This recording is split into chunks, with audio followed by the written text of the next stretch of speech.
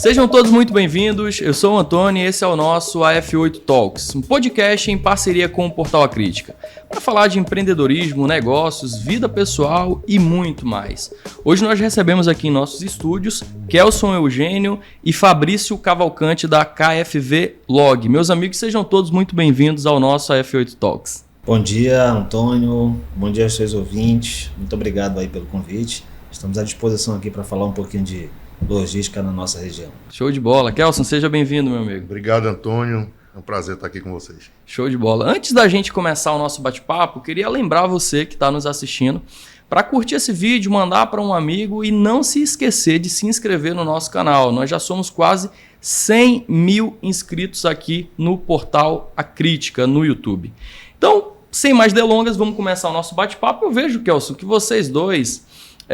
Tava olhando as redes sociais de vocês jogam futebol, dá um treininho, mas eu queria perguntar de vocês se vocês têm alguma referência no futebol amazonense de alguém que faz um trabalho de treinamento físico, com realmente fazendo as pessoas terem ali um desenvolvimento físico. Se vocês conhecem aqui na cidade de Manaus alguém, cara, nessa pegada. Eu já vi fora de Manaus, né? Algumas referências aí, jogadores aqui, eu não lembro de ninguém, pelo menos por enquanto. Nenhum? Porque eu lembro que tinha alguém lá no São Raimundo, não tinha? Vagamente, um rapazinho que jogava mais ou menos no São Raimundo, que fazia um certo sucesso. Roberto? Roberto. José Roberto. É isso? Pode ser.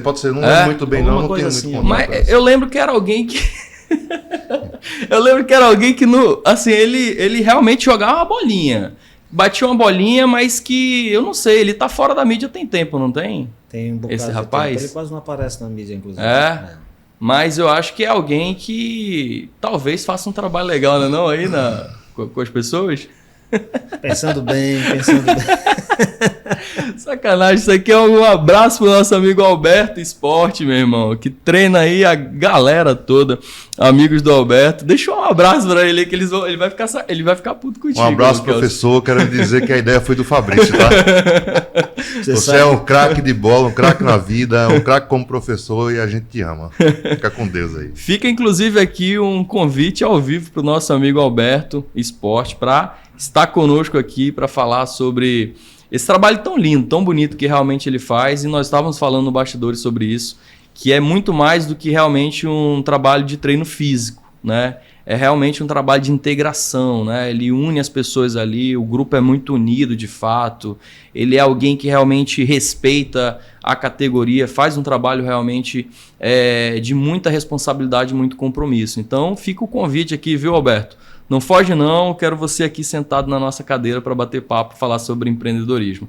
Meus amigos, eu queria iniciar, eu sei que assim, a empresa de vocês, KFV Log, é uma empresa que é da área de logística, e falar de logística na região amazônica é algo muito complexo, né? Mas eu queria que voltasse lá no início. Primeiro contigo, tá, Fabrício? Como foi para entrar nessa área? Por que logística? Se você já empreendia na área de logística ou se realmente as coisas foram se encaminhando para esse caminho desse setor de logística aqui no estado? Olha, essa história é legal, porque eu comecei na área de logística em 1998.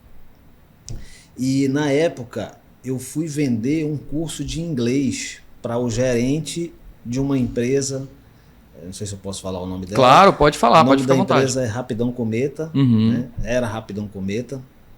E nessa venda desse curso de inglês para o gerente, ele disse assim, cara, eu estou montando uma área comercial aqui, você tem uma habilidade legal para vender serviço e vender produto, você não quer entrar?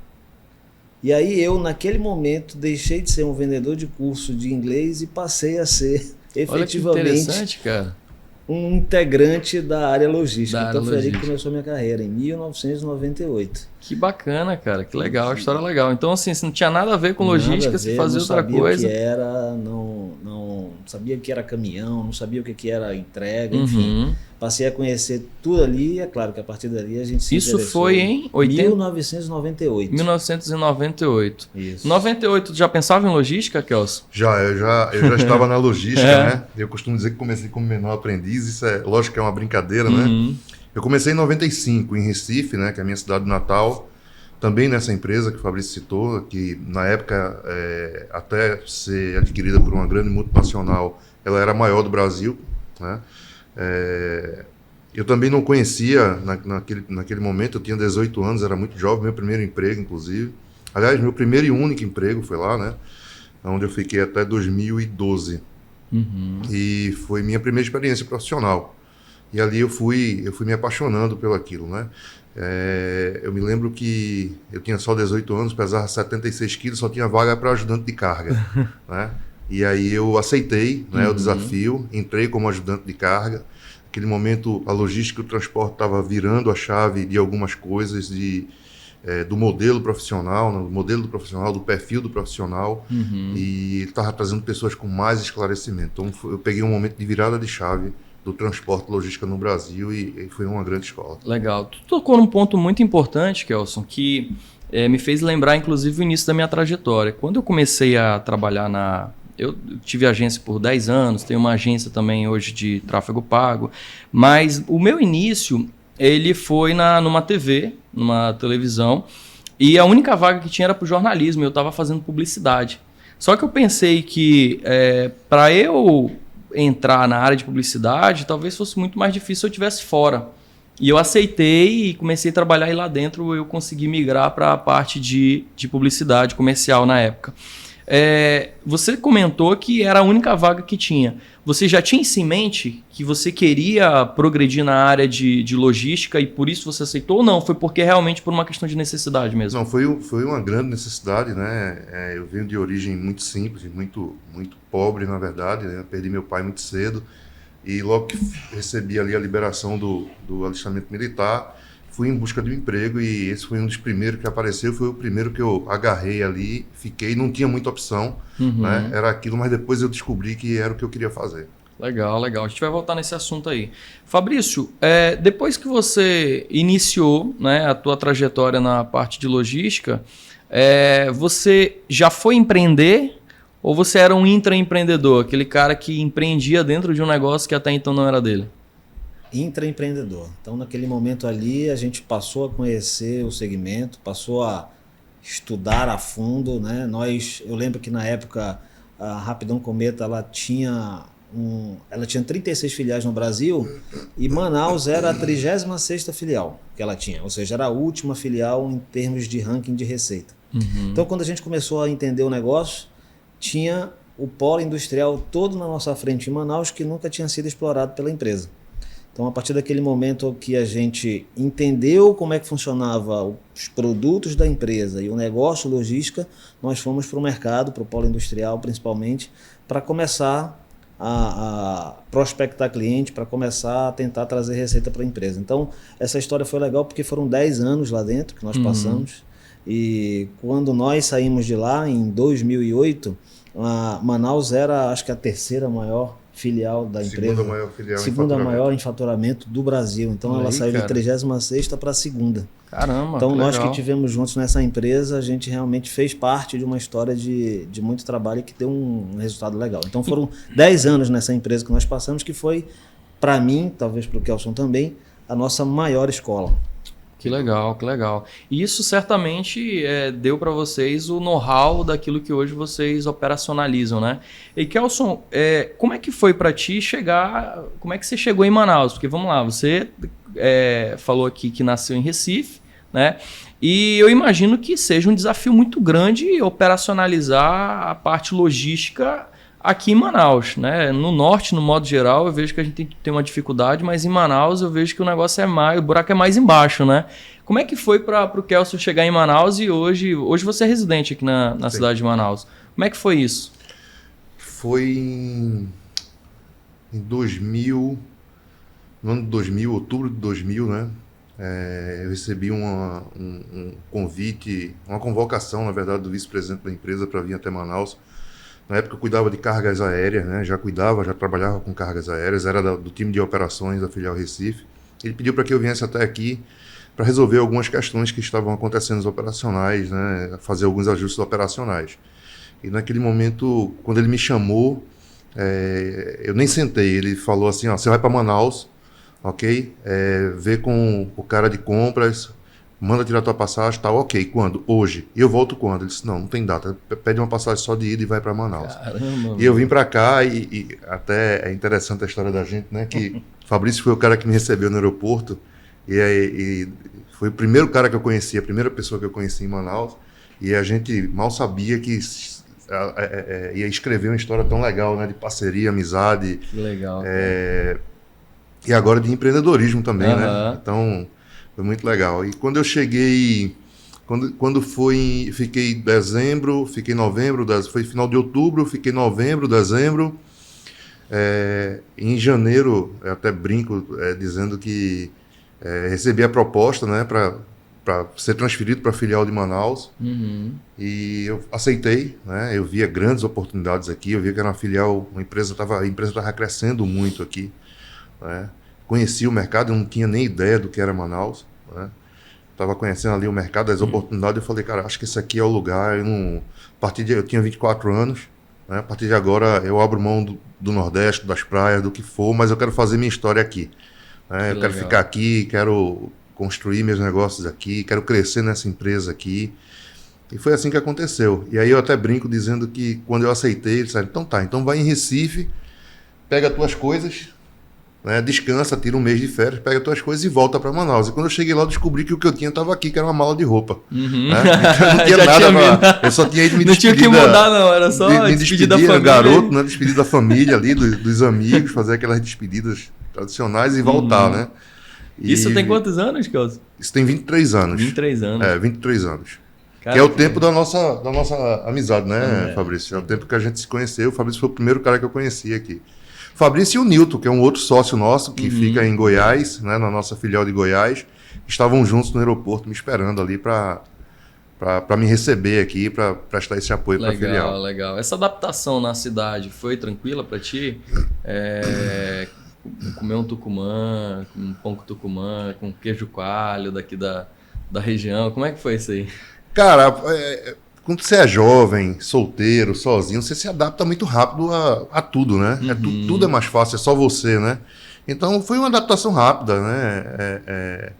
Tinha muita energia ali para trabalhar, mas assim, eu acho também que foi muito mais trabalho do que qualquer outra coisa. Lógico que tinha lazer, tinha diversão, tinha os novos amigos aqui.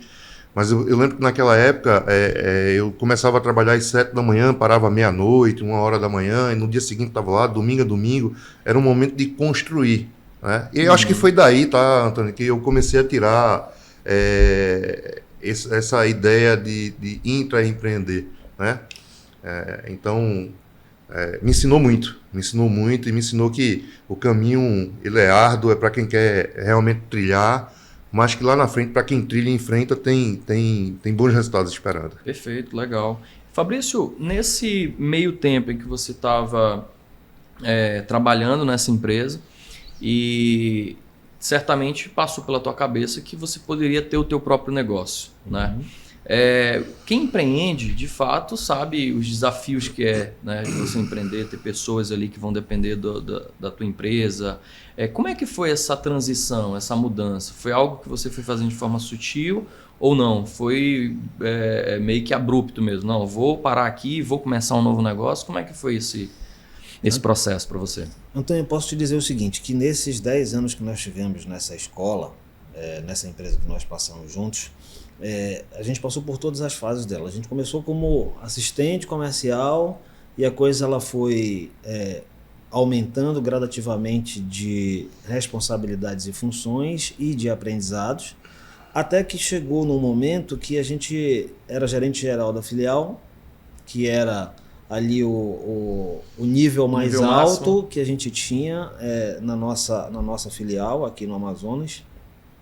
E como eu era muito jovem também, eu fiquei muito inquieto, né? Eu pensei o seguinte, para eu crescer daqui para cima, só se meu diretor falecer. Como ele era muito jovem, né? Cheio de vida, inclusive. E osso duro de roer. Osso duro de roer, eu disse, rapaz... Ele é nosso amigo, viu, Antônio? Tá falando. Eu vou ter Qual é o nome dele? Marcos Farias. Aí, Marcos.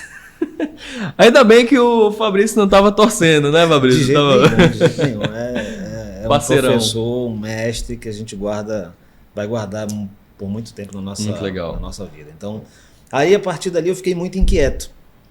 E aí, nessa inquietude da juventude, eu decidi empreender num negócio que não tinha absolutamente nada a ver. Então, eu pedi para sair da empresa e abri um negócio no Manauara Shopping logo que ele estava inaugurando. Então ali foi minha primeira experiência como empreendedor. Legal. Eu abri um negócio no Manauara Shopping assim que ele inaugurou, e ali eu também já sofri os primeiros baques do empreendedor. Né? Sim. Era qual? Era uma loja de alimentos.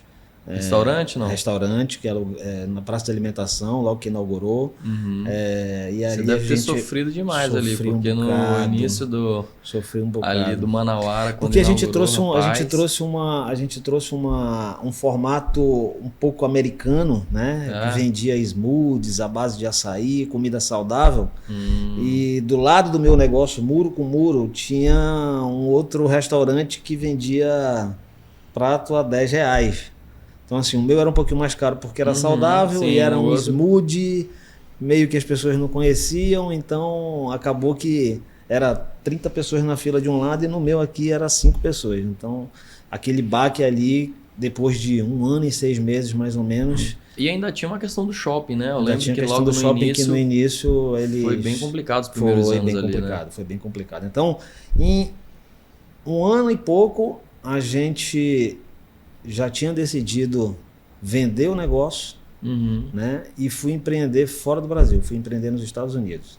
Então eu passei 4 anos nos Estados Unidos, voltei para Manaus só em 2012. Voltei para Manaus em 2012. E qual era esse negócio que você fazia lá nos Estados Unidos? Esse negócio nos Estados Unidos era importação. De lá nós abrimos uma empresa e a gente importava açaí para os Estados Unidos para fazer a distribuição de açaí em todo o território americano. Então esse era o nosso negócio lá, que funcionou por 4 anos. Eu lembro que tinha uma marca que ela ficou muito conhecida lá nos Estados Unidos, que foi a Boni Açaí, né? Era de um brasileiro, né? A Boni Açaí é de um paraense. Era de um paraense, né? A proposta era mais ou menos a mesma? A proposta era mais ou menos a mesma. A nossa, ela veio um pouquinho antes da Boni. A gente tinha uma marca própria, chamava Amazon Forest na época. Então a gente produzia polpas de açaí com a nossa marca, trazia de Belém, porque não vinha de Manaus, era de Belém, porque é a fábrica que tinha todas as condições de atender FDA e tal. Então nós importávamos, colocávamos lá num storage, né, num cold storage que chamava, e fazia dali a distribuição para o Brasil inteiro, para os Estados Unidos inteiro, muito por telefone, muito por pedidos de mensagens. E lá eu imagino que a operação ela é completamente diferente daqui, né, Fabrício? Você tinha ali muitas diferenças, questões de impostos.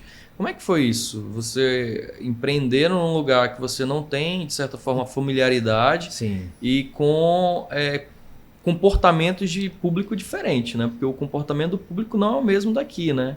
Como é que foi isso? Mas assim, o legal é que você conhecia já da logística, né? E quando você foi para um país que tinha uma estrutura, uma infraestrutura que você pudesse fazer a venda de forma tranquila, então eu acho que essa é a grande diferença, principalmente na nossa região aqui. Então lá onde a gente estava, tinha uma estrutura gigantesca de armazéns frigorificados, onde você poderia colocar o seu produto ali num pequeno espaço, você pagava pelo seu pequeno espaço, né? E à medida que iam caindo as vendas, você dali mesmo, pelas empresas que existem hoje lá no território americano, você dali mesmo conseguia entregar em qualquer lugar do país.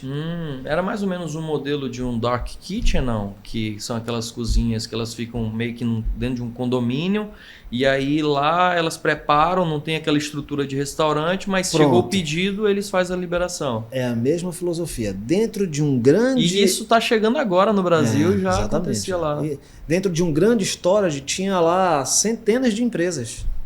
Né? Multimarcas que você guardava ali só e você pagava só pelo espaço que você ocupava. Legal. Então a gente tinha ali uma rede social proporcional à época, né? E aí caiu uma venda lá, eu quero 100 quilos de açaí para Califórnia. Beleza. Chegava lá no storage, tirava 100 quilos de açaí, colocava na empresa que eram 3 grandes empresas, né, que operam nos Estados Unidos hoje, FedEx, UPS e US Post. E aí você mandava para onde fosse. A operação ela era completamente B2B. Completamente B2B e B2C. A gente atendia o varejinho também. O cara pedia lá um isoporzinho com 10 quilos de açaí. Beleza, vai para lá 10 quilos de açaí. Então, a experiência foi muito bacana nesse sentido aí de logística num país que você não conhece, mas que tem toda uma infraestrutura para te ajudar, né, para te suportar. Então, bem diferente daquilo que a gente faz hoje aqui. Muito legal. Gelson, como é que foi a tua motivação para empreender? Eu pergunto motivação porque eu vejo que assim, o empreendedorismo ele é muito desafiador no nosso país, né? Empreender no nosso país realmente é para quem tem uma motivação interna e fala assim, não, eu vou fazer diferença nisso aqui. O que foi que mais te motivou para que você pudesse falar assim, não, agora eu vou seguir carreira solo e sei que consigo desempenhar a mesma qualidade de trabalho que eu fazia na empresa que eu estava? Primeiro, era um sonho, né, de quando eu comecei a descobrir a questão do trabalho e comecei a me profissionalizar. Era um sonho que eu tinha, um desejo que eu tinha de ser empreendedor, né? De ser empresário, na verdade, né? Eu achava que aquilo ali super status e glamour, enfim, glamour, enfim. E depois a gente começa a ver que não é bem assim, né? Descobre, né? Ser empresário não é sinônimo de ser rico, não é sinônimo de ser bem-sucedido, basta você ter um CNPJ. É igual aquele... Desculpe te interromper, mas só fazer uma analogia. Tem naquele desenho do Salsicha Scooby-Doo, quando vai lá, né? Chega, que ele vai descobrir quem é o monstro. O monstro lá e tira assim, né? Não, é tu. E tu foi mais ou menos isso, né? Achava que era uma coisa e chegou lá, não era bem isso, né? Mas assim, acho que foi o mesmo motivo do Fabrício. Acho que eu estava inquieto, né? Eu acho que o que eu estava fazendo ali, eu dizia sempre... Dentro da empresa, eu dizia, olha, o que eu faço aqui, eu estou fazendo bem e estou na mesmice. Eu não estou conseguindo ver horizontes aqui, não estou conseguindo ver crescimento e eu sei que eu posso fazer mais. Né? E não era só porque o que eu fazia, eu já fazia muito bem. Né? Então, naquele momento, eu já vinha sendo premiado dentro da empresa, entre top 10, entre 10 mil funcionários. Legal. Tive uma passagem operacional, depois com a supervisão regional, depois fui para a área comercial, foi a convite do Fabrício, que na época era nosso gerente geral. E ali também eu comecei a empreender, né? Porque no momento em que eu recebi a proposta na mesa de que eu teria um salário fixo mais comissão, eu comecei a me sentir dono do meu negócio naquele momento. Eu acho que aqui é o momento, né, de fazer a diferença para mim. Eu já tinha entregue 14 anos da minha vida para a empresa de forma... incansável e enfim, isso agora é o momento de fazer para mim. Então era o momento que eu tinha melhor remuneração, de ganhos que eu não tinha nenhuma perspectiva, e eu lembro que acho que pouco mais de 4 meses meu salário cresceu pelo menos 5 vezes, né? Um salário mais comissão. Então ali eu vi que era o que eu queria fazer algo que me trouxesse resultado também, né? Então eu já me sentia empreendedor ali. E quando eu vi que as coisas não estavam mais andando, não me agradava mais dentro das minhas perspectivas de ganhos, inclusive, né, de ambição, né, de crescimento, e já cobrando muito da empresa isso e não recebendo resultado, talvez por estar desacreditado ou algo do tipo, as pessoas ou a empresa naquele momento entender que eu não poderia dar mais do que aquilo que eu dava. Eu disse, não, então acho que aqui é uma relação contratual, uma relação de trabalho, eu fico até o dia que eu quero, a empresa fica comigo até o dia que ela quer. Só que agora é o meu momento de abrir mão. Então procurei, na época, um amigo que já era empreendedor, né, para que a gente abrisse uma agência de carga aérea, que era o que eu sabia fazer de melhor, né, além da área comercial, ter todos os contatos, network, cliente, entre outras coisas. E foi ali, em 2010, que a gente começou com a agência de carga, né, mas com desejo... Né? A gente já tinha em mente um sonho de ser representante operacional logístico de uma companhia aérea. E esse cara com quem eu me associei na época, ele já tinha tido essa experiência, já tinha algum conhecimento sobre isso. Né? Então, por isso que eu também escolhi ele para ser sócio, né? Para fazer com ele. E ali começou. Né? A verdade é que é assim, Antônio, a gente não vai aprender a empreender. Né? Ninguém vai te ensinar a empreender. Faculdade não te ensina a empreender. Né? A escola não te ensina a empreender. Então, todas as vezes que você começa assim, né? Tropeçando, você é forjado realmente no campo de guerra, né? Onde você se submete a mais altas pressões, a momentos difíceis, problemas financeiros, uma série de dificuldades. É triste isso, né? Porque a gente tem muita gente com potencial, né? Sucumbe no meio do caminho, né? Exatamente, né? Tem gente que não consegue ir até o fim por questões próprias, tem gente que desiste porque entende que não tem necessidade de traçar, né? de trilhar aquele caminho tão difícil, né? Mas não existe um roteiro, né? A gente não tem um roteiro para empreender hoje no Brasil, então é um momento difícil da vida da pessoa, né? Do homem, da mulher, do executivo ali, largar o seu emprego, largar aquelas garantias ali, garantias entre aspas que você tem, para começar a viver do que você produz para você, né?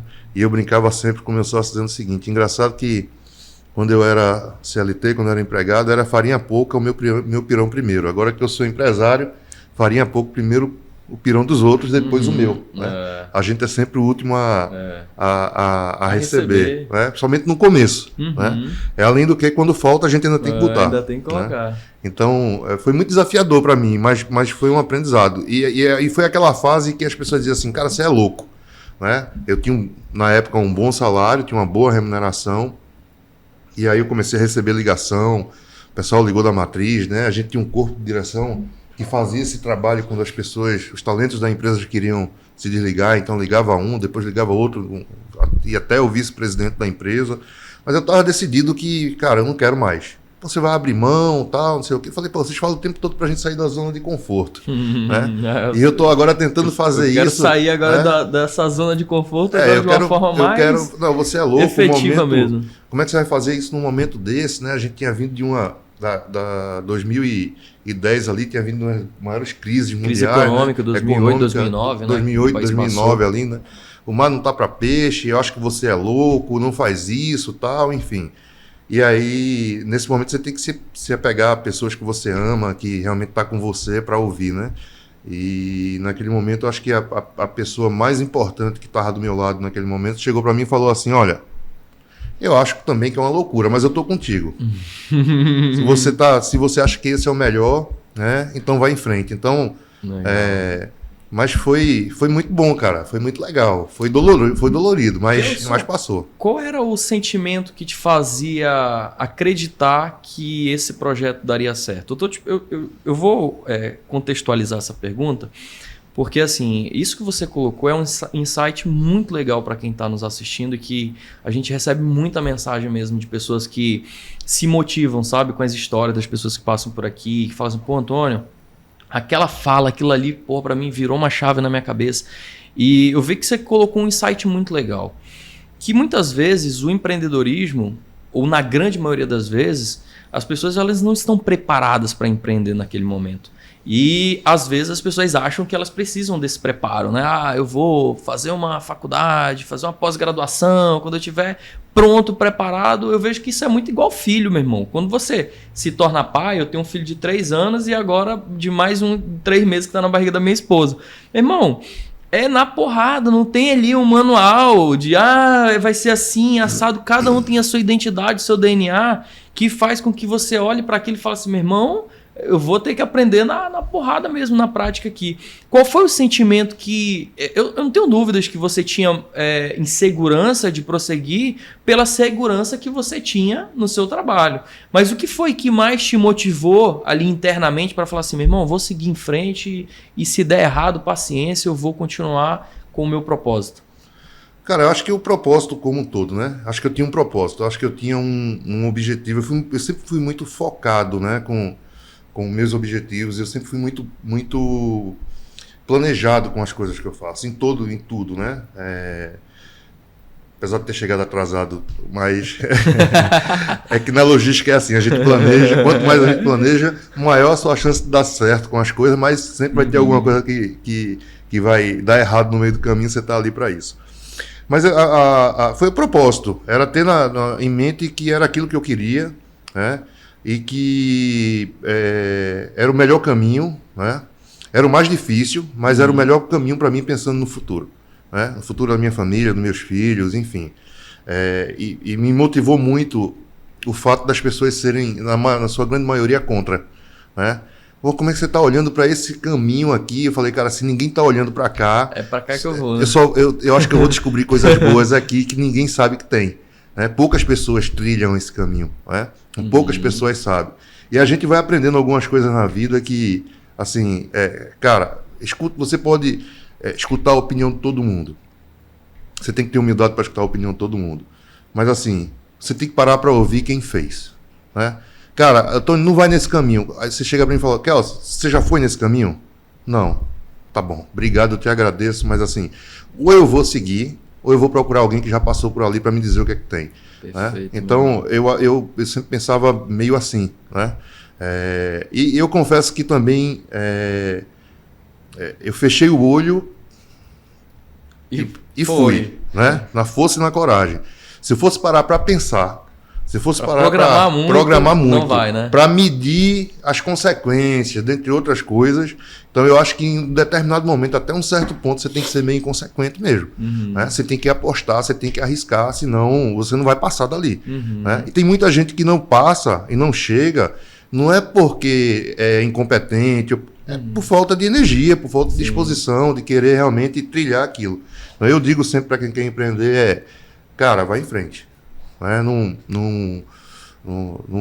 Para trás nem para pegar impulso, como diz o filósofo. Né? Vai em frente. Só quero te falar uma coisa: você vai ter sucesso sim, mas eu não estou dizendo que vai ser fácil. Né? Você vai encontrar uma série de problemas no meio do caminho, tal. Então, assim, se você estiver disposto a ir em frente, enfrentar tudo que tem nesse caminho aí, cara, eu te digo, lá na frente você vai encontrar aquele pote de ouro, né? Num bom sentido, não necessariamente vai ficar rico, milionário, mas você vai encontrar a felicidade, sua independência financeira, dentre outras coisas, e a realização, né? De você saber que você chegou lá, né? Você chegou e você teve um descolamento muito maior do que você teria se estivesse ali debaixo de uma aba de uma empresa, né? Que está ali, logicamente, te remunerando por aquilo, e você prestando serviço, que é um contrato de interesse. Enquanto é interessante para os dois lados, está rolando. No momento que não, teu negócio não. Teu negócio só tem uma opção que é dar certo. Né? Então... Tem um adendo, Antônio, se você entende, claro. Que é o seguinte: a história se confunde entre profissional e pessoal, nesse meio tempo aqui. Então, eu, quando era o gerente comercial, a gente tinha um suporte comercial, que era uma moça.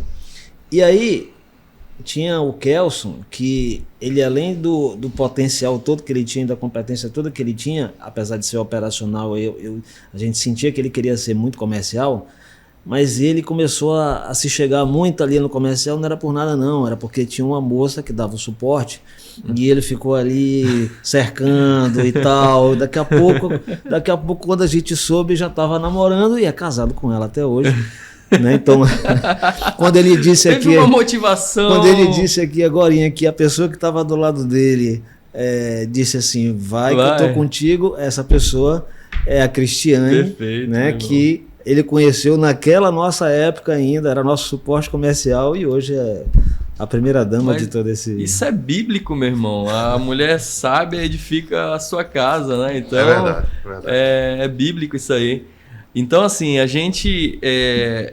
O Kelson foi muito cirúrgico na colocação que ele fez ainda há pouco, Fabrício, em relação à questão de você saber quem ouvir na hora de tomar uma decisão dentro do empreendedorismo. Porque se você ouvir quem não trilhou aquele caminho ou quem não fez até ali, ainda mais trazendo para os dias de hoje, né? A internet ela é um campo minado, né? Em que você ouve ali muita gente falar sobre e é arriscado para quem abre os seus ouvidos para pessoas que muitas vezes não construíram, né? Então essa fala do Kelson eu trago aqui como um insight para você que está nos assistindo, para que realmente você se cerque de pessoas que já realizaram, ou quando você for pedir uma dica, uma sugestão, que você realmente vá com quem já percorreu aquele caminho pelo menos, né? Quando você estava empreendendo nos Estados Unidos, você primeiro começou, Fabrício, falando que teve um primeiro negócio aqui, lá uma loja no Manauara Shopping, não deu certo. Ou melhor, deu certo até um determinado momento e depois você teve que descontinuar. E aí você foi empreender nos Estados Unidos, um lugar longe, enfim, diferente daquilo que você já fazia. Eu vejo que quando você passa por um processo em que no final ele não tem um resultado positivo, você acaba fechando aquele negócio, isso traz para você uma bagagem que só quem passa por isso realmente sabe. Qual foi ou quais foram os maiores aprendizados que você teve nesse processo, desde a loja que fechou e desde o negócio que você teve nos Estados Unidos e depois voltou para o Brasil? Antônio, eu acho que o empreendedor ele tem por obrigação que se acostumar com o que de ruim vai acontecer com ele. Né? É assim que ele vai atingir uma certa maturidade na administração do seu negócio. A gente teve aí um negócio que foi descontinuado aqui, foi um restaurante, posso dizer que foi o primeiro insucesso. Aí fomos para os Estados Unidos, onde o negócio cresceu demais, e aí veio uma outra pancada que nós pegamos, que foi a relação com sócio e também a questão legal de visto de trabalho. Né? Então, até o momento que eu fiquei lá, eu tinha um visto legal de trabalho, e a partir do momento que aquele visto precisava ser renovado, ele sincronizou com um problema seríssimo que nós tivemos de relação com sócios. Uhum. Então, eu acho que fica também essa lição de que você precisa escolher muito bem sócio. É quase que um casamento. Né? Eu acho até que é um casamento. É um casamento porque está assinado ali, Exatamente. papel, e, meu irmão, qualquer coisa agora é um CPF que tá junto, né? Exatamente. Então, assim, foi o segundo caso meu de coisas que estavam dando muito certo e que variáveis que não estavam no seu controle acabou acontecendo e acabou que fizeram com que eu voltasse para o Brasil. Então, eu acho que a lição que fica nesse período que você está empreendendo, você precisa realmente se acostumar com os insucessos. Aliás, se acostumar não, mas você precisa entender os insucessos. Você precisa fazer uma análise de... Você poderia ter mudado esse caminho aqui para que esse insucesso pudesse ser administrado de outra forma, ou então você pudesse antever aquilo que podia acontecer e ter feito uma rota diferente. Né? Então, é uma lição que fica de você estar sempre avaliando o processo na hora que você está fazendo e tentar antever aqueles problemas que possam acontecer dentro do negócio. Perfeito, Fabrício. Mais um insight muito legal aqui, né? Eu vejo que vocês dois possuem características diferentes quando se fala de trabalho. Eu vejo que é exatamente isso. Os sócios, eles se complementam, né? É igual um casamento de fato, né? Você vê ali alguém que tem características que você gosta, aí você vai se namorando e aí é onde entra o casamento. Em que momento da trajetória de vocês, o Kelson, na fala dele, colocou que você foi a primeira pessoa que ele conheceu aqui na cidade de Manaus quando ele chegou. E hoje vocês estão numa sociedade com a KFV Log, né? Uhum. Em que momento que vocês falaram assim, ou melhor, pensaram, né? Pô, agora dá pra gente trabalhar juntos no nosso negócio, né? E não no negócio que não é nosso. Como é que aconteceu isso, Kelson? Eu tenho um conglomerado de empresas, né? A gente investe em boas ideias, em grandes sacadas e a gente tem ali uma verbinha separada para investir, né, em pessoas, né? Eu costumo dizer que a gente investe mais em pessoas do que em negócios, né? Porque envolve planejamento, competência, uma energia, uma série de coisas. Então, à frente do negócio estão sempre as pessoas, né? Então, a forma certa como você vai escolher, o tipo de competência, o que é que aquela pessoa tem que você não tem, como que você se completa, né? Principalmente quando você vai investir em algo que você também não conhece. Né? Tá na posição de que não é o caso da KFV, que é o que a gente fez a vida inteira, que é logística, né? Mas esse momento aconteceu numa conversa, a gente se encontrava sempre e na verdade a gente ficou um tempo ainda distante, né? Porque a vida realmente levou cada um por um caminho. Depois voltamos a nos encontrar, conversar bastante. Eu já vinha empreendendo já já há algum tempo. E o Fabrício deu a ideia, disse, cara, e se a gente montasse um negócio e tal, a gente tem aí algumas pessoas que estão no mercado também, acho que é um momento legal para a gente fazer isso e tal. O que é que você acha? Eu falei, cara, eu topo, tô dentro. Qual é a ideia? Vamos fazer, vamos desenhar, montar um plano de negócio. E ali a gente já sabia que não tinha muito o que se questionar em relação... Foi mais fácil porque assim, você já conhecia a questão competência, caráter, personalidade, né?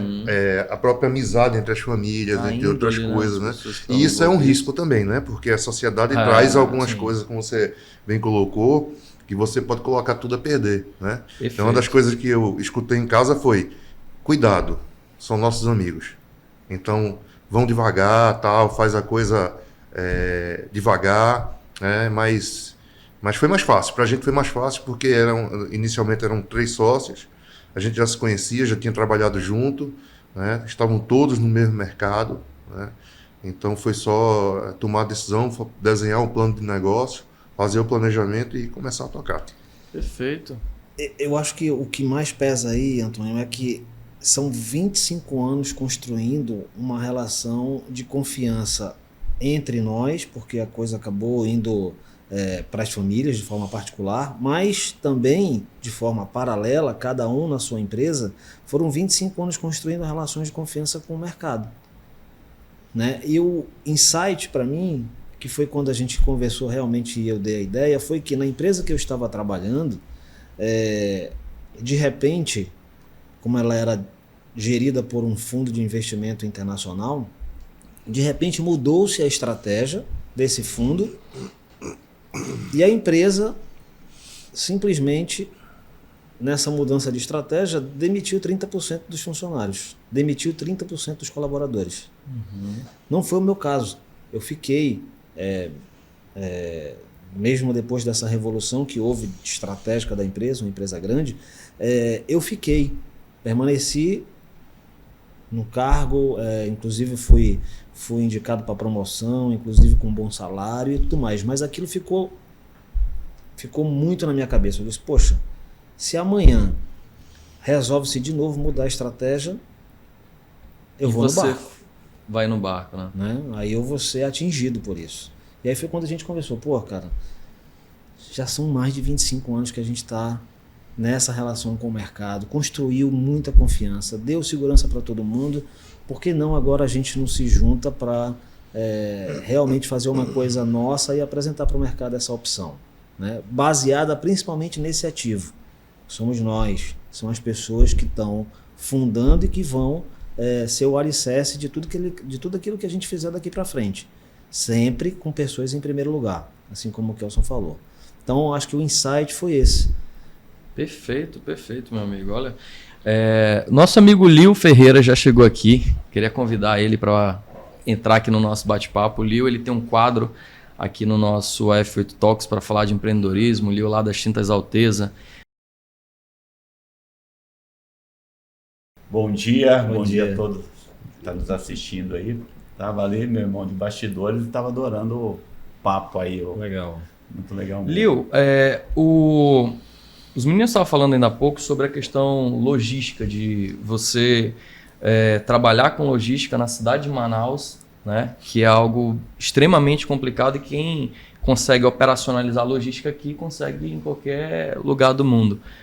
Como é que é para o teu negócio, né, da fábrica principalmente falando, visualizando o público, por exemplo? Hoje nós estamos passando por uma dificuldade que é a seca. Né? Então tem navio que estava voltando, eu não sei como é que está agora, se já liberou, mas por exemplo, se isso impacta diretamente no negócio da marca Alteza, da PHD Tintas, que é a tua fábrica aqui no distrito, e de que maneira que você enxerga essa parte operacional da logística no estado do Amazonas? Na verdade, a logística é o grande desafio, né? A pessoa que ele se propuser a montar alguma coisa em Manaus, o dinheiro, infelizmente, ele fica adjuvante, né? Porque é o cara que tem dinheiro e o que tem pouquinho dinheiro, mas a carga de ambos vem no mesmo navio.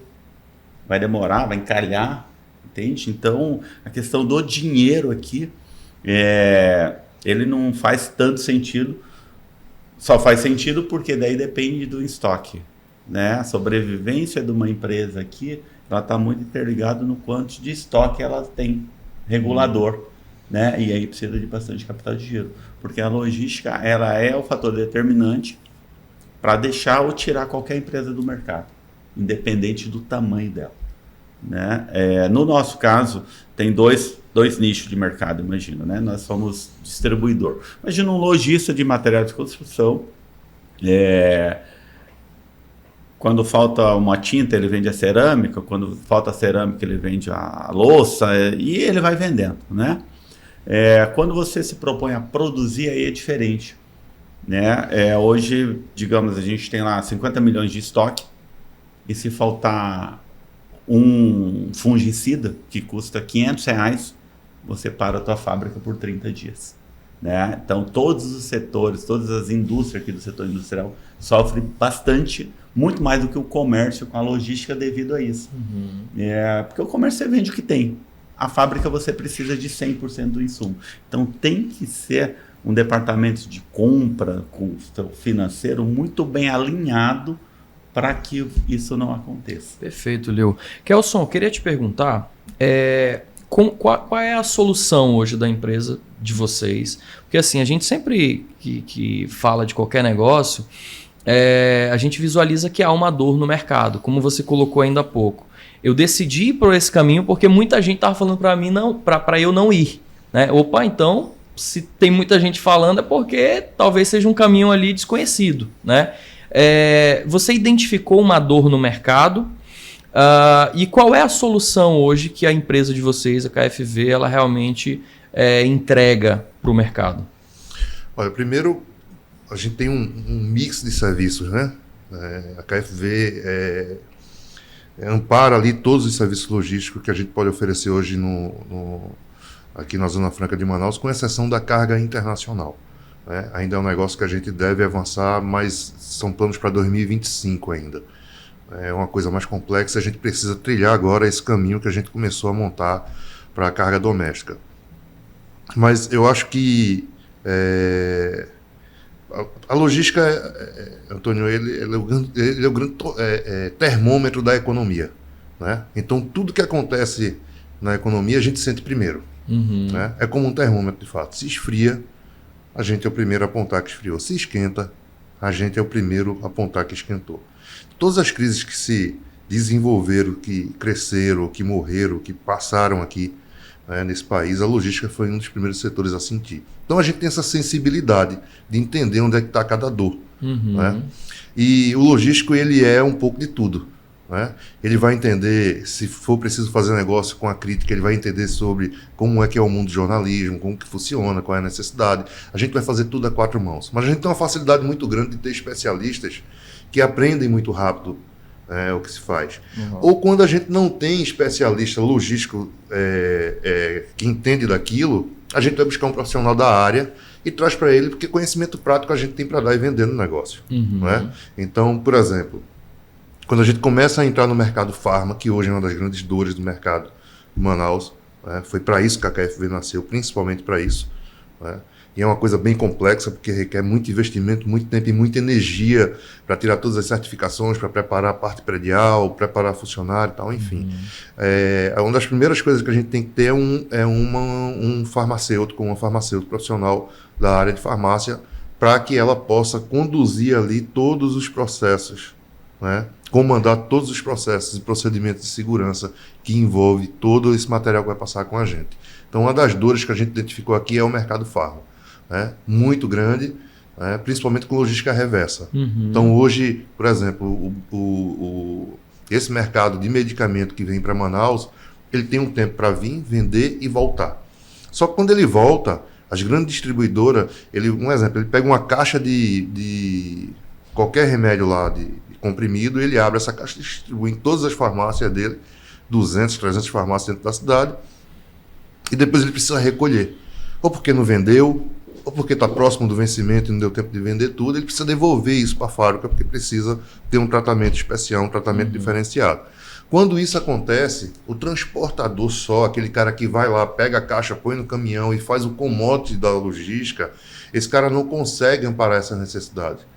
Porque o distribuidor ele é o cliente da indústria, ele quer se livrar daquilo. Então, quando você chega lá para coletar esse material, tem várias caixas abertas, tem material fora do padrão, enfim. O que é que a gente faz? O que é que a FV faz nesse momento com o mercado farma?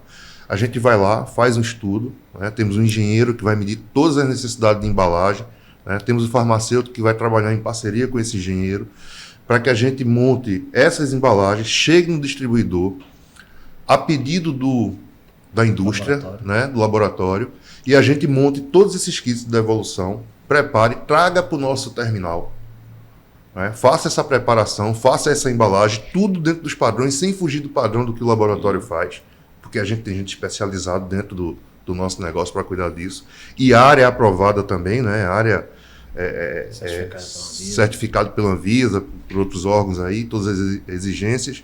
Então a gente traz isso para dentro do nosso terminal, a gente prepara, embala e aí sim, aí entra o papel do transportador. Então, essa é uma das necessidades, né, que tem no mercado, que é o mercado farma.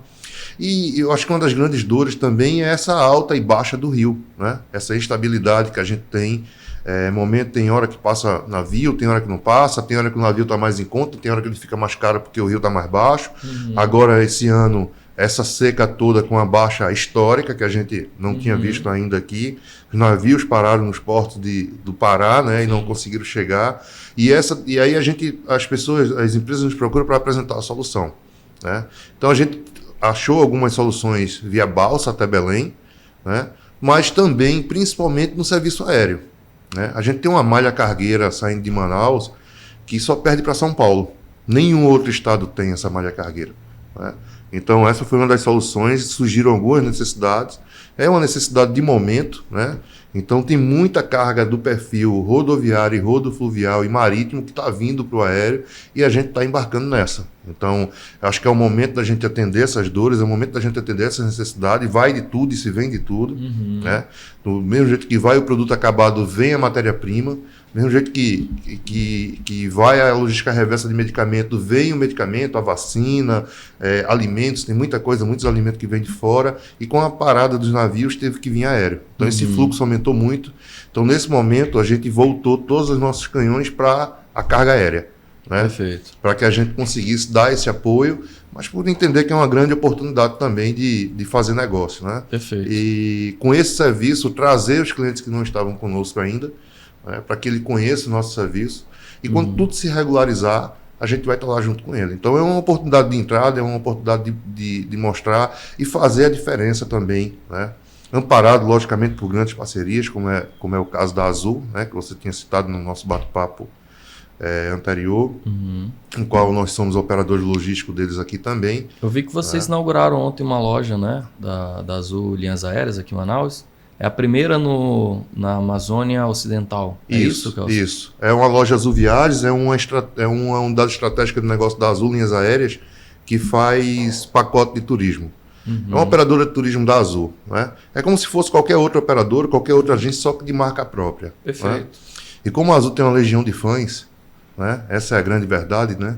É a melhor hoje, e eu não estou falando isso porque visto a camisa da Azul, mas porque é uma questão de experiência, de fato, né? Não à toa, 5 vezes consecutiva, a empresa mais pontual do Brasil, já foi considerada a melhor empresa de aviação do mundo. Legal. Então ela traz todo esse know-how para atender o mercado amazonense aí com pacotes de turismo, né? Para proporcionar, fazer com que o amazonense ele voe mais, viaje mais. A gente está ali para fazer muito mais do que vender pacote de turismo. A gente quer realizar desejo, realizar sonho, né? Acho que tem muita gente aqui que nunca viajou e não tem ideia. Tirar aquela impessoalidade da compra pela internet. Sim, né? Sim. De sentar com um especialista que possa montar o teu pacote e te dizer: olha, Antônio, o que é que você quer? Né? Como é que você quer viajar? Olha, eu quero um voo melhor, mas eu quero economizar no hotel.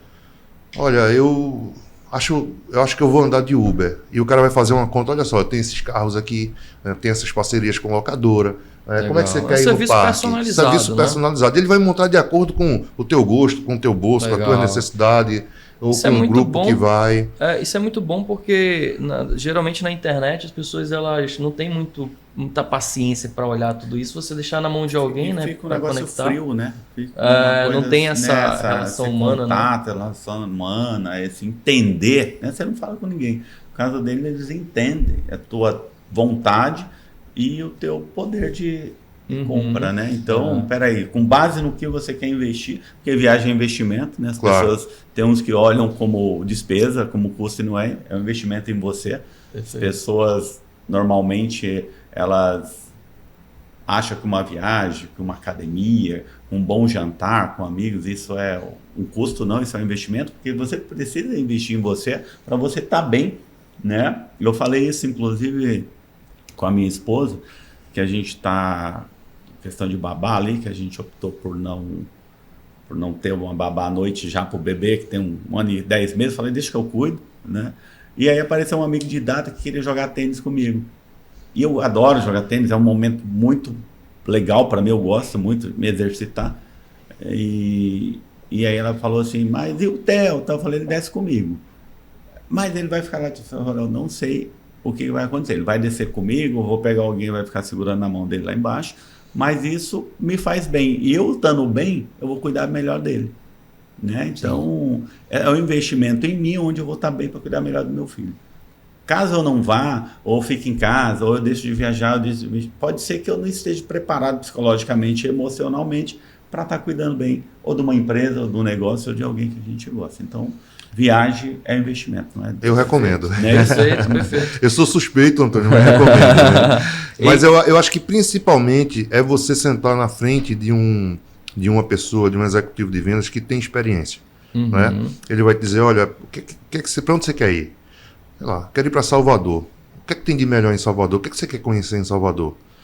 Não sei, tem muita gente que não tem experiência, que nunca viajou, e tem gente que viajou, mas não conheceu tudo. E a gente tem isso muito bem mapeado, muito bem treinado lá, né? Principalmente porque a gente tem uma atividade chamada Fantour, nesse negócio de turismo, que é muito legal.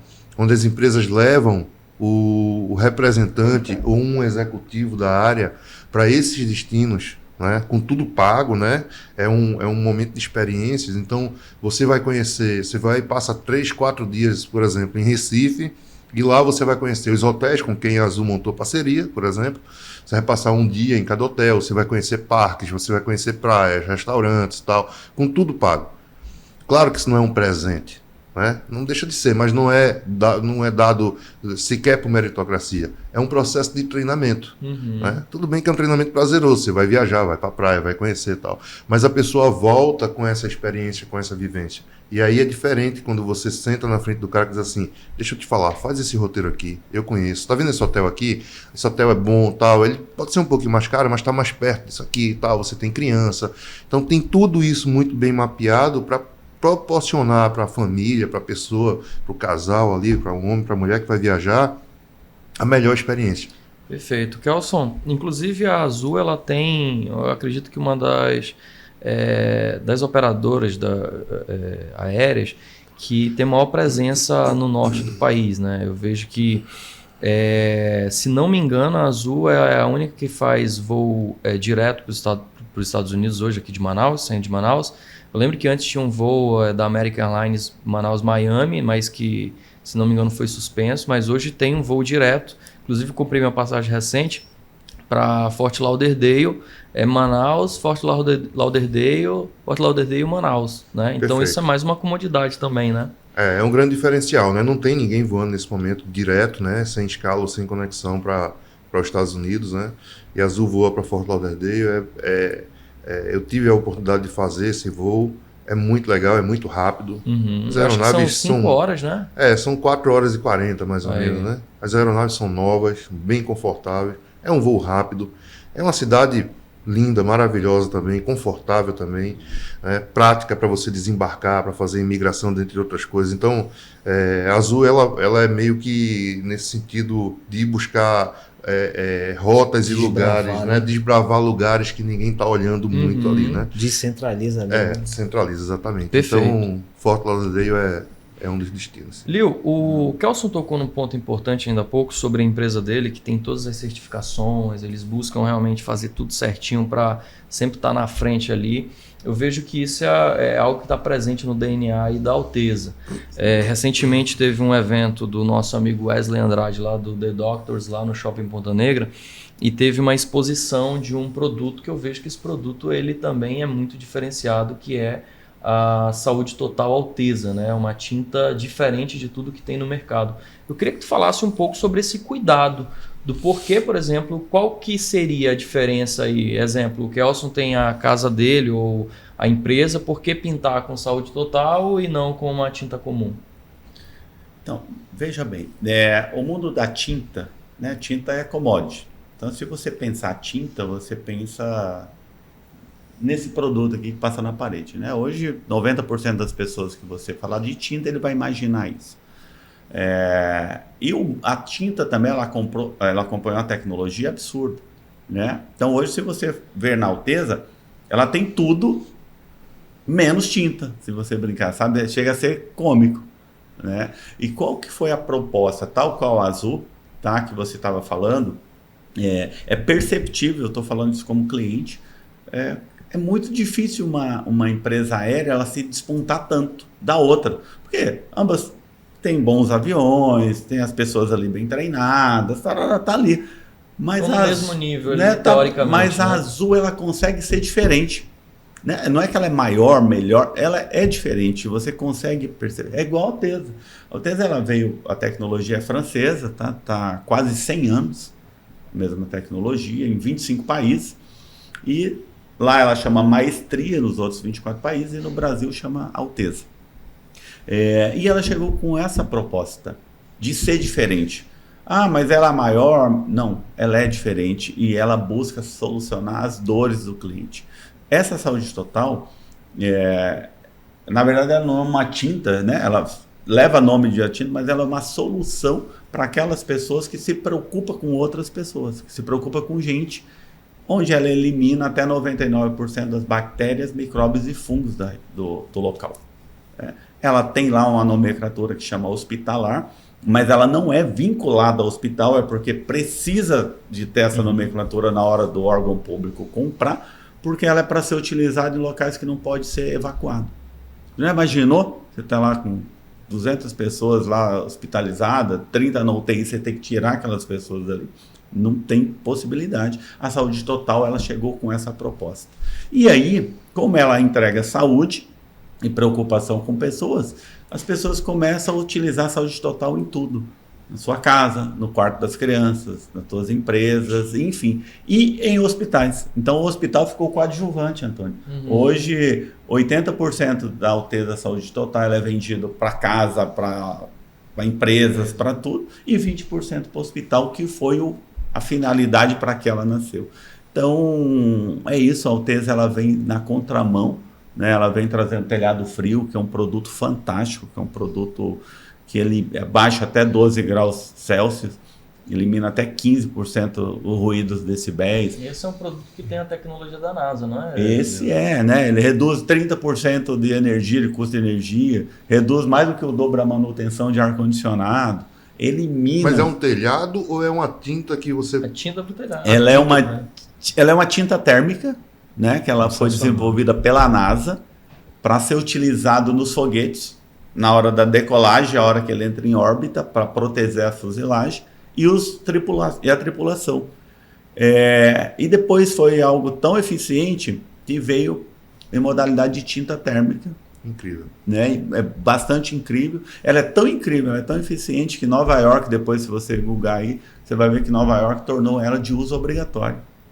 Por conta dela também proteger as pessoas, de reduzir significativamente a conta de energia, e a cada 100 metros quadrados ela deixa de emitir 1 tonelada de CO2 para o meio ambiente. Né? Esse é um outro produto também que a Alteza trouxe aí, como borracha líquida, e aí aqueles produtos de pedras naturais. E tal. Então, assim, amigo, tem a loja aqui na Boulevard, depois vocês estão convidados, não só vocês, como quem está nos assistindo. Se vocês for aqui na loja Boulevard, Alteza Experience... Eu já conheço. Você já conhece? Já conheço. Né? Então, você vê, Mas voltaria. Volta que uma coisa é assim, ó, a gente sempre comenta, né, com as pessoas, a gente orienta. Amigo, se a pessoa chegou aqui para pegar um copo de água ou para comprar uma massa corrida, apresenta o espaço para ele, porque às vezes a pessoa chega, compra a tua massa corrida e vai embora e não enxerga o que está ao redor. Então, ela não nasceu para isso, mas ela é hoje, nível Brasil, um espaço que entregue uma experiência única para o cliente, no quesito lógico, de tinta. Você vai ver tudo lá, menos tinta. Você vai enxergar várias opções, não, ou várias soluções para aquilo que você busca aqui pertinho de você. Olha, então você tem a fábrica e tem aqui a loja para fazer a apresentação dos produtos, é isso? A fábrica, na verdade, da Alteza, ela Bauru, tá? Que é essa associação com a Maestria. Aqui para Manaus ela vem um blend, onde a gente pigmenta na cor que você quer. Perfeito. E envase. Tá? Então aquela questão de que a cor é dessa marca ou daquela marca, esquece. Isso foi uma narrativa criada pelos fabricantes, que nesse caso eu me incluo, para vincular o cliente à minha marca. Uhum. Tá? Então, esse cinza é cinza nobre da Alteza, que é cinza elefante de outra, que é cinza não sei o que de outra, mas é isso aqui. São 16 pigmentos no mundo para fazer 1000 cores ou 100.000 cores. Não tem nada mais do que isso. Tanto é que tem aquele coreano que ele pega uma pecinha, você já viu? Já vi. Pega uma pecinha e tá ali, ele faz as cores e acabou, é aquilo. Então não existe cor de marca ABC, existe nome para vincular. Tá? Então, essa questão da fábrica ela é feita lá em Bauru, vem em pigmento. Em Manaus nós temos ali no distrito uma fábrica que fabrica outras 2 marcas do grupo, tá? E existe a franquia. Existe a linha de franquia Alteza, onde aquela loja que você for, ela é uma loja conceituada franquia. Entendi. Fabrício, quais são os planos da KFV Log para 2024, meu amigo? Eu vejo que vocês é uma sociedade recente que vocês fizeram, né? Mas que certamente o Kelson ainda há pouco estava falando de dados para 2025. O que vocês pensam para o ano que vem? E aproveitando um gancho daquilo que o Kelson falou em relação à parte econômica, vocês são o segmento que sente primeiro como é que as coisas vão acontecer dali em diante. Qual é hoje a temperatura que vocês estão sentindo falando economicamente do nosso estado, país, mas principalmente quais são os planos de vocês para o ano que vem? Beleza. Primeiro a gente está absolutamente otimista com o que vai acontecer em 2024.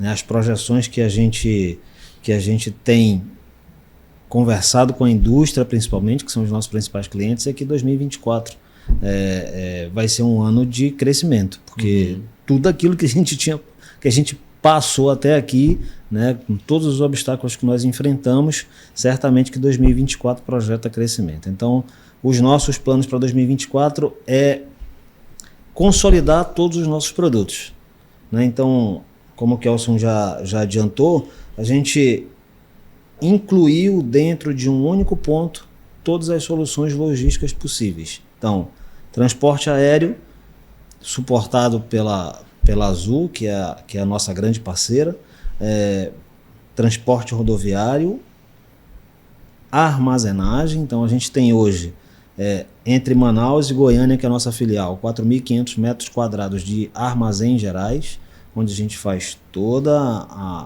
a logística de armazenagem. Legal. Com todos os seus detalhes ali, né? E aí a gente agrega inteligência, porque commodity e o básico todos nós fazemos, né? Então a diferença é que a gente coloca um pouco mais de inteligência. Antigamente o conceito de logística era entregar o produto certo, no local certo, no tempo que a gente combinou. Isso. Hoje em dia não é mais isso, né? Hoje em dia é muito mais complexo. Hoje em dia você vai para dentro da indústria do Lio, entender o negócio dele para tentar propor uma solução diferente. Sim. Logística hoje é isso. Então, sim, é consolidar tudo isso que nós fizemos, tudo isso que nós identificamos como produtos ideais, tanto para Manaus quanto para Goiânia, e em 2024 certamente a gente não só consolida isso, mas o plano é de abrir mais uma filial que seja no Nordeste, principalmente, O plano é que a gente consiga ali fazer uma triangulação no país. Manaus, matriz, região norte, nossa filial Goiânia, consolidar ali como distribuição no centro-oeste e uma base no nordeste, possivelmente em Recife, e que a gente faz a triangulação e consegue atender o Brasil inteiro. Perfeito, meu irmão. Show de bola. Tem muita conexão, né, Leo? Aquilo que eles fazem com o negócio da Alteza, eu vejo que... e aí eu queria entrar agora num ponto que o Kelson tocou ainda há pouco em relação ao empreendedorismo. Que muitas vezes a pessoa, na grande maioria das vezes, ela não vai estar preparada para empreender, né? E o Kelson foi muito cirúrgico na fala dele, de que ele teve meio que na porrada mesmo, aprender né, ali no dia a dia para pegar o negócio. Qual é o teu pensamento sobre isso, Leo? A melhor escola é a vida, né? É a prática. Né? Quando você junta a prática com a teoria, bingo, né? O que eu vejo. Eu sou formado em administração de negócio. Eu queria direito, né? Eu deixei ela para a segunda faculdade e fui para administração de negócio. Por que eu fui? Porque eu precisava saber o que pedir. Né? Às vezes, quando você não tem a teoria, você come muito aquilo que as pessoas dão para você. Né? Então, quando você sabe pedir o que você quer, ou então se alguém entrega para você algo, você tem como analisar de uma forma técnica, sem ficar à mercê de uma outra pessoa, de um terceiro, isso é muito importante. Agora, nada supera a prática, né? Então, e a prática é mão na massa mesmo, é labuta, né? Eu estava pegando um gancho aqui, na hora que eu cheguei eles estavam falando, questão da sociedade, né? A sociedade, se a gente for ver hoje, as grandes potências do mundo, principalmente no Brasil, são grupos, são sociedades, né? Pessoas que se uniram, cada um com a sua competência e fez com que aquele negócio acontecesse. Por quê? Porque quando você está sozinho, e hoje, ainda mais nesse mundo tecnológico, se você não botar para executar aquelas ideias, aqueles projetos, ele fica obsoleto rapidinho. Né? Ou antes, você pensava, na época dos nossos pais, eles pensavam num projeto, botavam na gaveta, dali 30 anos ele tirava aquilo e estava válido ainda. Estava valendo ainda. Hoje, se você botar um projeto, uma linda ideia na gaveta, dali 6 meses, se você tirar ela, pode ser que ela não seja mais aquilo tudo. E às vezes você não tem braço, você não consegue levar sozinho, tanto na parte da gestão, ou na parte financeira, ou no comércio, né, que é o network, e daí a melhor coisa é você dar as mãos para pessoas que têm aquela capacidade, né? Eu vejo um tripé na sociedade, eu vejo muito válido na sociedade. Sociedade, primeiro, cara, você tem que ver o princípio, né? Se a pessoa tem aquele mesmo princípio, se ela zela pelo mesmo valor que você, né? Aí é onde entra o quê? A confiança, em primeiro lugar, admiração e competência. Então, você tendo esse tripé, eu vejo hoje a sociedade com muito bons olhos, tá, Antônio? E aí você vai ter o cara que mais pensa. Numa sociedade também tem que ser assim. Se você tem lá 3 estratégicos, na mão, quem vai ser o tático e quem vai ser o operacional? Né? Então não pode ser, né? 8 nem 80. Então, se você conseguir juntar princípio em primeiro lugar, né? Confiança e competência, e cada um cuidando de um departamento, aí o céu é o limite, né? Eu acho muito legal. Eu vou desmistificar esse copinho que eu tô a terceiro quadro já. Episódio que você aparece com esse né? aqui. Terceiro episódio, o povo acha que é café, não tem café aqui Deve dentro. ter a ver com tinta, cara. Ele tá pintado de branco com Alteza, mas não é isso. Eu tava vendo também que eles falaram que foram empreender, né, em outro país. Né? E a gente conversa com muita gente, cara, meu sonho é empreender em outro país, né? Quanto você acha que eu preciso financeiramente ou alguma coisa nesse sentido? Eu vejo que um fator determinante para você, quando vai empreender em outro país, também não é nem a tua parte de gestão, não é nem a tua questão financeira, mas sim você estudar a cultura daquele lugar. Cara, a cultura é muito importante, Antônio, né? E vocês sabem disso. Às vezes a pessoa tem dinheiro, tem gestão, mas não estudou a cultura daquele local. Tá? Então, digamos, amigo, imagino, tá? Não estou falando isso, mas imagino que as pessoas gostam de tomar uma cachaçinha no Nordeste antes do almoço. Se você não estuda isso, e se você chega lá dando um cálice de um vinho, ou daquele 43, é a coisa que você acha que é muito mais alto nível do que uma cachaçinha, você vai se enrolar naquilo ali. Né? Se você vai com peixe para Goiânia, para o Nordeste, pode ser que a cultura do povo não é essa. E aí nós temos o caso da Starbucks no Brasil, né? Que está aí passando por um momento difícil. E aí tem as perguntas que não pode calar. Na minha concepção, é o preço do café? 17 conto. Não é barato, mas também não é nada impagável. São as altas cargas tributárias do governo? Também pode ter impactado, mas se fosse assim não existiriam empresas aqui. Na minha concepção, o erro da Starbucks no Brasil é a cultura. Por quê? Porque o paladar do café aqui é diferente. E as pessoas aqui gostam do cafezinho, não gostam do copão de café, né? E com aquele gosto que ele sente que é da terra. Então eu vejo que a cultura, quando a gente for empreender em algum lugar, ela é tão importante ou mais importante do que a questão de gestão e financeira. Esse foi o motivo do meu copinho de bola, Leo. Da próxima vez, se ele tiver com um cafezinho nosso aqui, eu quero. Show, mas esse insight foi muito legal mesmo, porque faz muito sentido. Isso para qualquer negócio, você entender o que o teu público gosta, né? Imagina só, por exemplo, nós temos aqui o pão com tucumã, que é muito tradicional do café regional, você levar lá para o sul do país, né? Pô, você pode sim fazer isso, desde que haja, né, um planejamento, saber que vai ser uma criação de cultura e etc. Então, mas entender o público, isso é muito importante. Ou ele não seja o principal, né? Você pode levar para você ter um diferencial. Vou levar Tucumã para o Rio Grande do Sul. Ou vou trazer chimarrão para cá, amigo. Não pode, mas não pode ser o teu principal, pode ser um diferencial. Doses homeopáticas ali, uma entradinha. Onde você vai trazer esse nicho de mercado, né? Que muito sulista, você vai trazer para o teu negócio, sim, mas, meu amigo, você tem que estudar a cultura, foca naquilo e traga o diferencial. Porque senão também, se você não levar um diferencial, você fica muito comum. Você cai na vala comum, né? E hoje você ser igual... Quem vai levar um cliente? Esse foi um erro que eu cometi no meu primeiro negócio, no restaurante. Porque nos Estados Unidos, smoothie é água. Você encontra em qualquer lugar. De repente eu trago um smoothie para ser vendido aqui na praça de alimentação.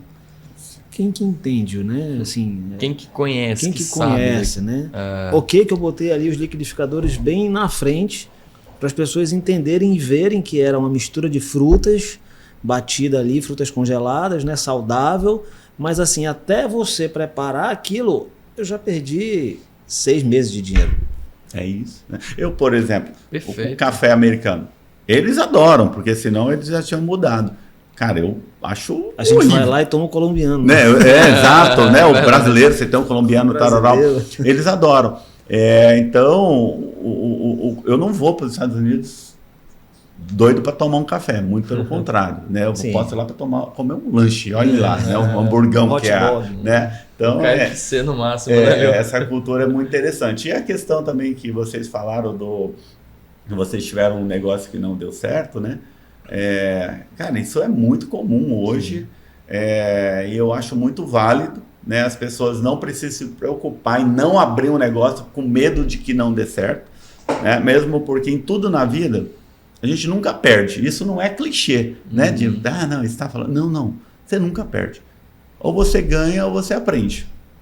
Né? Então, o know-how... Oi? Antigamente você tinha vergonha de falar que o negócio não deu certo, né? Será que não? Não, eu acho que o negócio sempre dá certo. Eu acho que o negócio sempre dá certo. Pode ser que aquele ali, ele não veio a dar certo para você alçar voos maiores. Perfeitamente. Eu Entende? acho que você socializando todo negócio dá certo só de você ter aprendido mais. Isso. Eu costumo dizer que o sucesso se constrói com pequenos insucessos mesmo. Né? Você tem que ir passando ali, aprendendo, perdendo, ganhando. Né? Você não ganha só quando ganha dinheiro, né? Você tem todo um jogo ali, uma mística nesse negócio de empreender. Você vai quebrar a cara mesmo, você vai tomar alguns prejuízos, você vai fazer negócios errados. Eu tenho hoje 6 empresas e são 6 de 12 que eu abri, onde 6 não vingaram. Mas me ensinou. Mas te ensinou. Mas me ensinou. Então hoje, quando eu vou empreender num novo negócio, numa nova parceria, eu já tenho muito mais conhecimento do que eu tive. Então, muito provavelmente, eu não vou ter os insucessos que eu já tive. A não ser que Foram eu queira. 50% que potencializaram os teus 50%. É isso. Exatamente. Será que... Será não? Perfeitamente. Eu acredito que essas 6 deram certo devido às outras 6 que você aprendeu. É isso. Sem dúvida. E tudo na vida tem as tuas fases melhoradas, né? Então você vai se aperfeiçoando. Se você pegar o iPhone, era feinho primeiro, né? Antes era lindo, hoje ele ficou feinho. Tecnologia, né? Tecnologia, então a versão melhorada. Tudo que você pega vai melhorando, melhorando. E a empresa é assim. Né? O teu lado de empreendedor é assim. Você vai melhorando ele também a cada dia, a cada fase que você passa, a cada necessidade que você passa. E uma coisa que a gente estava falando da teoria e da prática, tem algo muito que ensina a gente muito mais, e isso não tem faculdade, isso não tem nada, que é a experiência. Amigo, na vida não adianta, ou pouco adianta você querer passar o carro diante dos bois. Você vai ter que esperar o momento, o processo para que você ganhe aquela experiência. E se você não quiser esperar muito isso, converse com alguém que já passou por aqui. A gente estava falando disso, né? Converse Evite com os alguém. atalhos. Evite. E Evite. acabou, meu irmão. E não é você ir conversar com o cara de Harvard, ou não sei quem, nada. Conversa com o tiozinho, o porteiro do teu prédio, que ele vai passar Ele por já aquilo. sabe, E não é estudar em Harvard, é passar por aquilo. Isso. Entende? E bingo. Perfeito, meu irmão. Que bate-papo de alto nível aqui, viu? A gente já está quase 2 horas conversando aqui. Já? Eu não vi o tempo Mas passar. o tempo passou muito rápido mesmo. Agradeço a vocês, viu? Kelson, Fabrício, foi um bate-papo muito legal. Não tenho dúvidas que os nossos quase 100 mil inscritos do canal do Portal A Crítica aprenderam muito com esse bate-papo. A gente aprende, eu estou aqui todas as vezes aprendendo com vocês.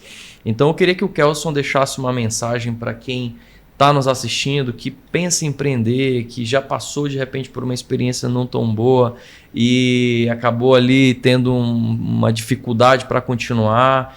De tudo aquilo que você passou, eu vi que a tua história é muito bonita. Parabéns, tá, Kelson? Obrigado. Você é um cara que colocou ali que teve uma infância pobre e conseguiu vencer na vida. Eu vejo que isso é o espelho, sabe? Daquele brasileiro que realmente vem lá de baixo, conquista com honestidade, fazendo realmente da forma correta. Então eu vejo que acaba sendo um exemplo para os demais, para quem realmente está nos acompanhando. Parabéns pela tua trajetória. Queria que você deixasse essa sua mensagem para quem está nos assistindo. Obrigado, Antônio. Eu sou suspeito para falar, eu sou fã da minha história, né? Eu gosto muito porque eu acho que além de mais do que uma história de sucesso e longe disso, né? Porque ainda tem muita coisa a conquistar. É uma história legal, é uma história de conquistas, é uma história de construção, né? E é uma história que está em construção ainda, né? E por isso que a gente está montando novas parcerias aí, trazendo novas competências, reunindo com os amigos que a gente confia para fazer mais negócio. Eu vou dar fazer uma fala rápida do que a gente conversou aqui. Você tem o tempo que quiser, meu amigo. Você falou sobre a questão da economia, o que é que a gente vê para frente e tal. E eu digo para o empreendedor e digo para as pessoas que trabalham comigo, que são meus sócios em alguns negócios, eu digo o seguinte, cara, vamos parar de olhar para isso. Né? A gente tem um mar de oportunidade. Né? Se a gente ficar se apegando à conjuntura política, ao que está acontecendo, a opiniões, a qualquer coisa do tipo, vamos trabalhar. Né? Tenta não olhar muito para isso. A gente acompanha porque, infelizmente, a gente é guiado, né? Nossa economia é guiada, as coisas são guiadas pela política, mas a gente não está preocupado se a economia vai estar boa, se a economia vai estar ruim. A gente passou por uma pandemia, cara. Né? Nosso negócio foi um negócio que mais sofreu, a indústria que mais sofreu com a pandemia foi a indústria da aviação, uma das que mais sofreram com a pandemia. E a gente está aqui vivo. E naquele momento a gente transformou uma dor em dinheiro, né? Nós ganhamos muito dinheiro com isso, né? Lógico, cada um no seu quadrado, né? A companhia aérea, a gente aqui como operador logístico, né?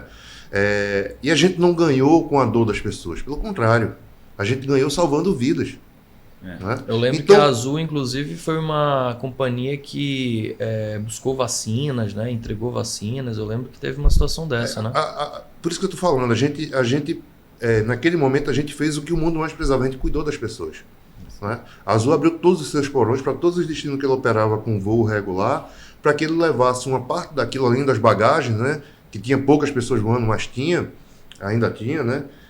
Para levar vacina de graça. Né? A gente fez, transportou hospital como que chama? De campanha, né? Hospital de campanha mesmo. Hospital de campanha, a gente transportou oxigênio. A gente foi buscar autorização na ANAC para transportar oxigênio em aeronaves que nem podia transportar naquele momento. Né? E a gente de tanto querer ajudar, de tanto apoiar naquele momento, a gente trouxe afago para a vida das pessoas. Né? Então eu acho que esse é um momento, é uma marca importante. Eu acho que empreender é isso, tá, Antônio? Eu acho que é você fazer a diferença, deixar o teu legado. Né? Logicamente que ninguém está aqui para fazer outra coisa senão ganhar dinheiro. Né? A gente está aqui para isso. Mas eu acho que a gente tem que ver o lado social, a gente tem que ver o lado das pessoas. Né? Eu costumo dizer sempre, uma vez me perguntaram se eu voltasse no tempo, né? Naquele momento mais difícil que eu passei da minha vida, o que é que eu faria de diferente, né? Quando eu tinha, sei lá, 14, 15, 16 anos. E eu não soube responder, né? Depois eu fiquei pensando, e eu disse, cara, eu acho que eu chegaria para ele e diria assim, cara, vai em frente, você está no caminho certo. Eu não estou dizendo que vai ser fácil, né? Mas você está no caminho certo. Então, aí você trilha se você quiser. Então, empreender é isso. É você achar o caminho, né? É você entender quais são as necessidades, é você se fazer útil, né? Porque você vende mais quando você é útil, quando você tem um diferencial, como a gente tem, como tem a empresa do Lio. Então, vai buscar competências, né? Vai buscar parcerias com pessoas que te completam, né?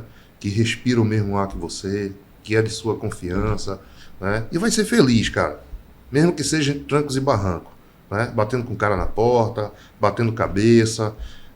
Tenha consciência de que não é fácil, mas empreenda. Saia, comece no CLT, ganhe experiência, ganhe vivência. Eu digo sempre que faculdade só vai te deixar rico se você tiver uma.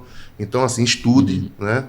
É interessante que eu conversando com meu filho, ele dizendo assim, pai, você fala isso, mas me cobra aquele estudo e me cobra minhas notas, tá? Eu tenho um filho adolescente, 17 anos, né? E eu digo para ele assim, Joaquim, vê só, não é só o que a escola vai te ensinar, é que a escola é a base de tudo, né? É igual a nossa família, são os exemplos, é a tua rotina, é como te organiza, é como te disciplina. Você tem que estar preparado para quando você começar a enfrentar os momentos difíceis, você tem que estar preparado, você tem que saber que você tem hora sim para chegar, que você tem hora para cumprir, que você tem tarefas a cumprir, que se você quiser se destacar, você tem que estudar um pouco mais, né? Se você quiser sair na frente, você tem que se destacar, quiser se destacar, você vai ter que se esforçar mais. Então você tem que enxergar muito a educação da gente, já que é uma educação que já não traz grandes resultados, de um modo geral, pelo menos nesse país, é que ele vem com a base de disciplinar, né? De te ensinar. Só que o garoto ali, a criança, ele não vai entender isso. Você tem que estar ali acolhendo, informando, tal, enfim. Mas parta para empreender, eu recomendo. Não estou dizendo que é fácil, né? Mas empreenda, que é a melhor coisa que você pode fazer para você, para o seu futuro, sua velhice, sua família.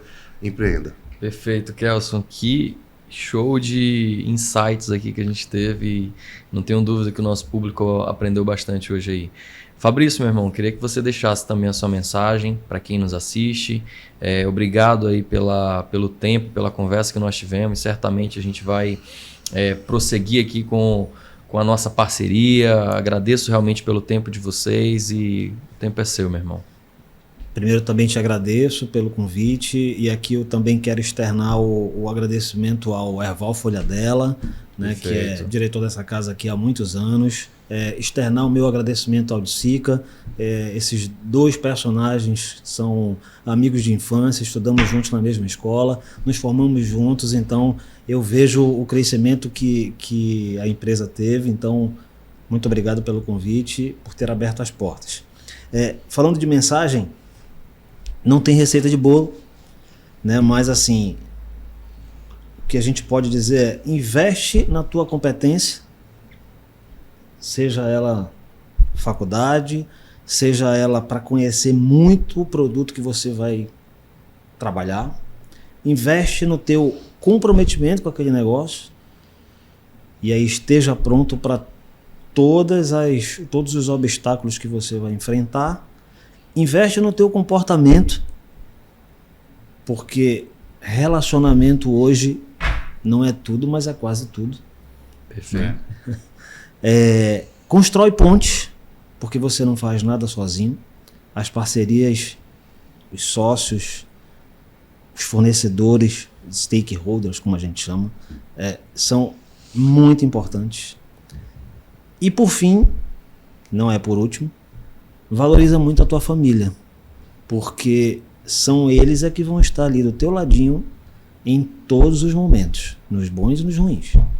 Perfeito, também.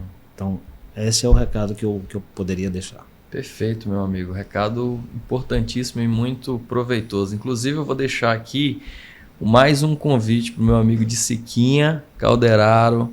Eu quero você aqui também, viu? Na última vez que eu conversei com ele, ele falou: não, Antônio, vai trazendo aí, daqui a pouco eu vou sentar aí. Mas o convite está feito aqui, viu, meu irmão? Para a gente bater um papo e falar realmente sobre essa jornada aqui, de fato, é incrível, do Grupo Calderaro. Lio, meu amigo, a palavra está com você, meu irmão. Você viu que ele deixa sempre o amigo, né? Melhor não ser amigo, né? Não, mas eu vejo assim, quem tem sucesso, né? Quem age, quem tem sucesso é quem age mais rápido, mas para mim quem tem ainda mais sucesso é aquele que se dispõe a entregar mais do que o prometido. Então, independente do ramo, independente do que você pensar em fazer, não se preocupe se já existe aquela função, aquele negócio no mercado, mas foque, como ele falou, no teu know-how, no teu conhecimento, na tua entrega. Se recusa a entregar menos do que o mínimo necessário, e sim, muito pelo contrário, mais do que o prometido, que o sucesso é garantido, né? Antônio sabe disso. A Alteza, a gente briga aí com 3 gigantes mundial, né? Que são as 3 outras marcas também, que vem aí brigando fortemente. Alguns me chamam de louco. Leo, mas você está entrando nessa briga de Golias? Amigo, uma coisa que nós somos é rápido, e outra coisa que nós não abrimos mão dos nossos princípios. Então, e o nosso princípio é de não deixar ninguém para trás e de sempre entregar a solução, sempre de entregar mais do que prometido, e disso a gente não abre mão. Então, por isso que no nosso negócio nós não entramos para ser maior, pior ou melhor, e sim ser diferente e fazer com que as pessoas tenha uma satisfação plena e fique feliz com a aquisição de qualquer produto da Alteza. Então, se propõe a isso, que o sucesso é garantido. Perfeito, meu irmão. Que super bate-papo que nós tivemos hoje aqui.